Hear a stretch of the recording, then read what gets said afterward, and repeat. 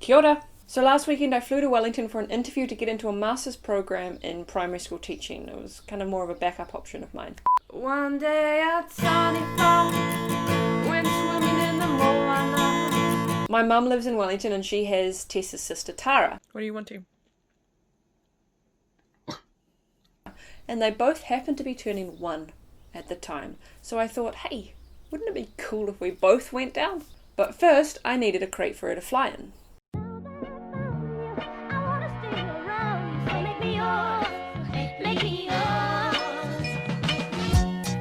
Alright, so we are heading to, well, this isn't a very good angle, is it? We are heading to Labradoodleland, which is where Tess was born.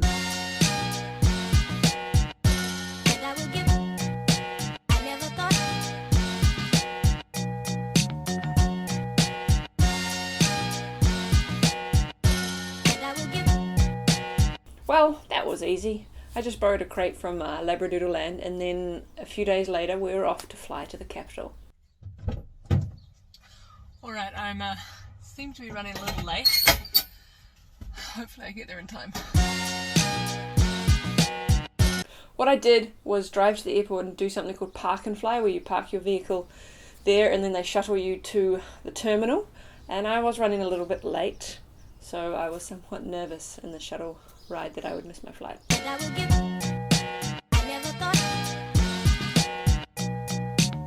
So we did miss our flights and now I'm very grumpy.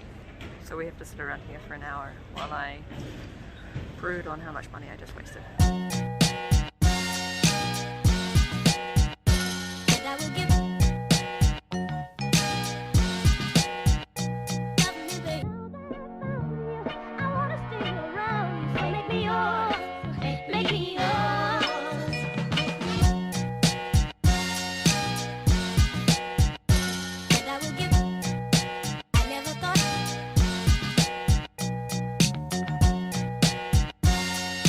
Now my intention was to record Tess's experience in her crate during the flight, but had a bit of camera issues there and that didn't work out, so I did find some footage online to just demonstrate what she might have experienced.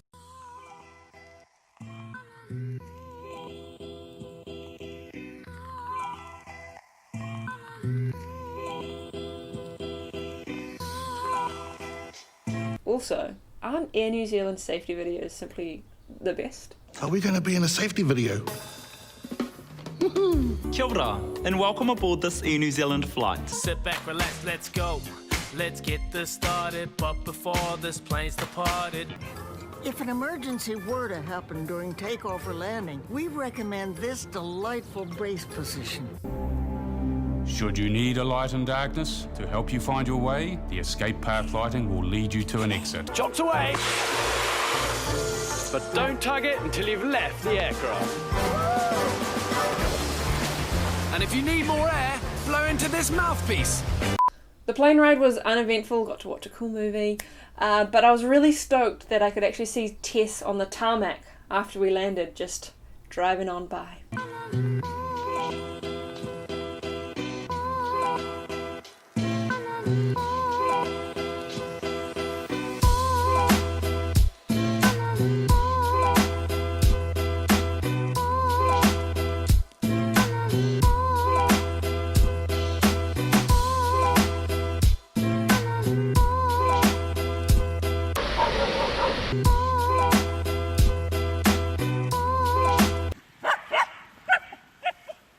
As you might be able to tell, my mum's dog likes to bark.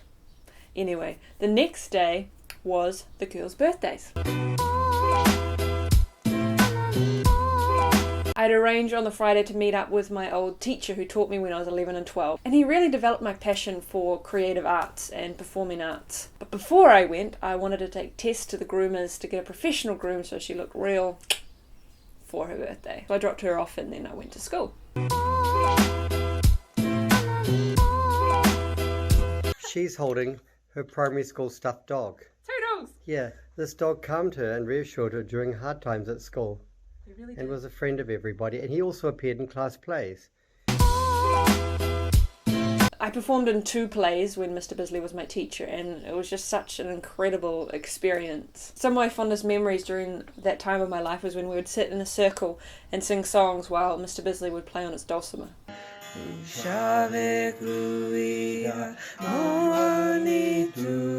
Oh, where did you sleep last night?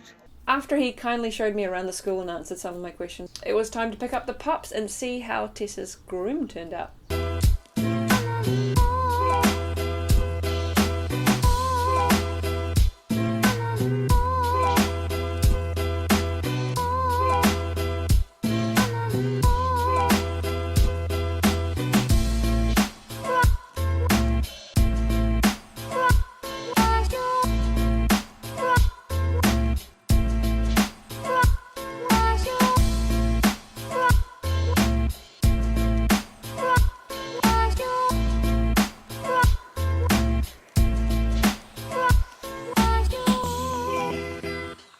I also wanted to get some nice pictures of the birthday girls, but that turned out to be way harder than anticipated.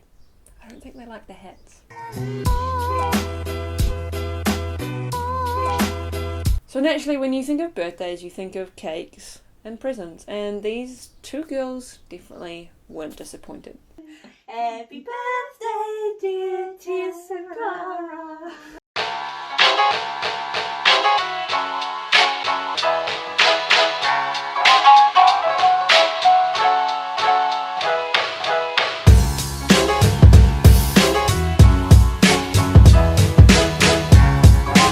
The next day I hit the streets of Wellington and caught up with some friends.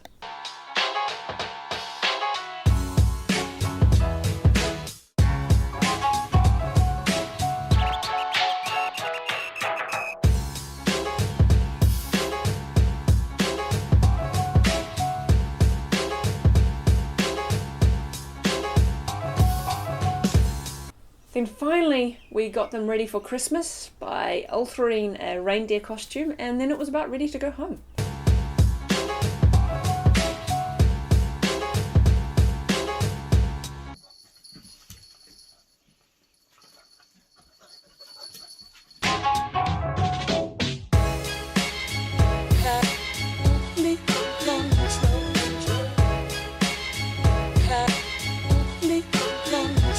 Thanks so much for watching, and have a good one, eh?